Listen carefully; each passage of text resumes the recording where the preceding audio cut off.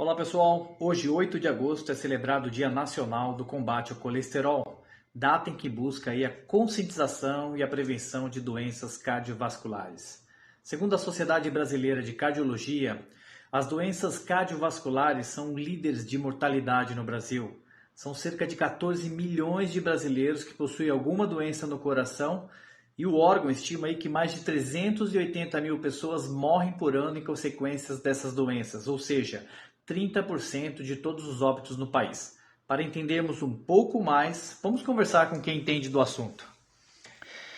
8 de agosto, dia do combate ao colesterol.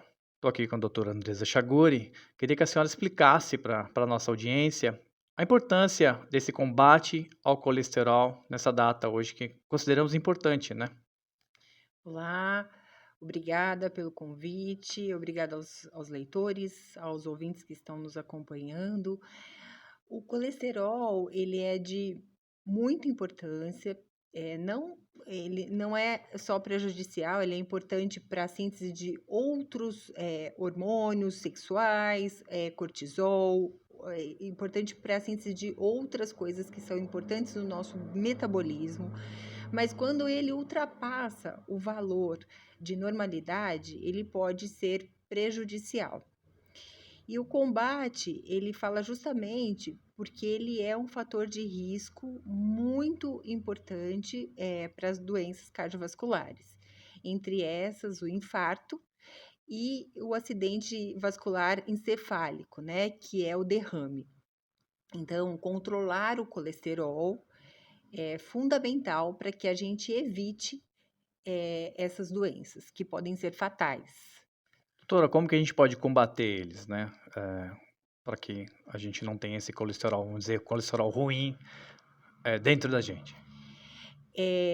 Como eu falei no início, o colesterol é importante e só que ele não pode ultrapassar a normalidade. Quando ele aumenta, ele acaba fazendo depósito dentro dos vasos, né? E o acúmulo dessa gordura dentro dos vasos é o que vai fazendo com que o fluxo de sangue que passa nesses vasos fique cada vez menor e leve a um infarto ou a um derrame.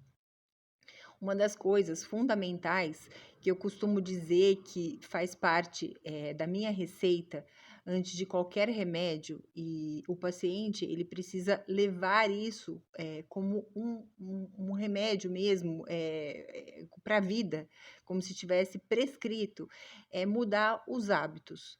Entre eles, alimentação saudável, evitar frituras, gorduras, fast foods, que é muito comum, optar por alimentos sempre mais saudáveis e praticar atividade física, que é fundamental para combater esse colesterol aumentado. Quando você fala em atividade física, a gente, logicamente, muita gente faz academia, tal, mas pessoas que não fazem academia, o quanto é uma atividade física? Você acha que andar uns 3 quilômetros, 2 quilômetros, isso já ajuda um pouco ou não? Eu não costumo falar de quilômetros, né? A gente fala mais sobre tempo. Então, se a pessoa consegue praticar pelo menos 30 minutos de atividade física diária, isso vai fazer um papel fundamental e um diferencial na vida dela, A como um pessoa acaba todo. sentindo. Não só a pessoa, o organismo todo. E não só para o colesterol, como para outras coisas, como a hipertensão, o diabetes, o estresse e até os hormônios.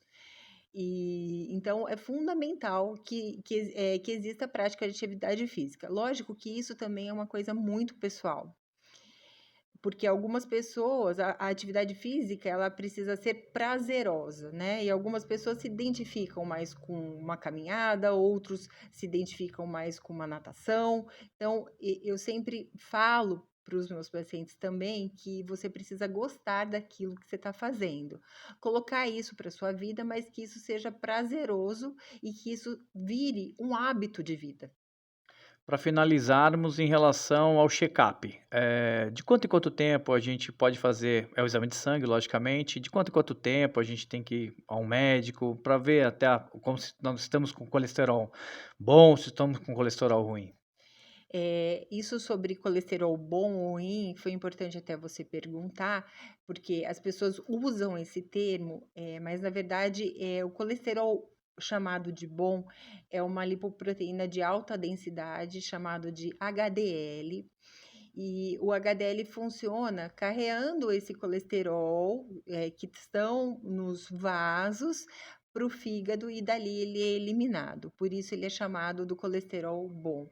E o colesterol ruim, né, entre aspas, que é uma lipoproteína de baixa densidade, ele já tem essa tendência a fazer o depósito no vaso. A periodicidade dos exames depende dos fatores de risco associados.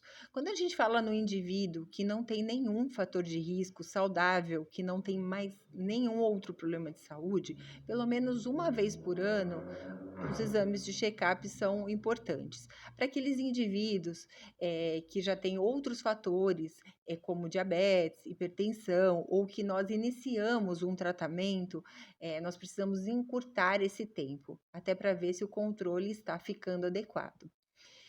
Falando sobre controle adequado também, isso vai depender de idade e de fator de risco associado. Então, é individualizado, tá?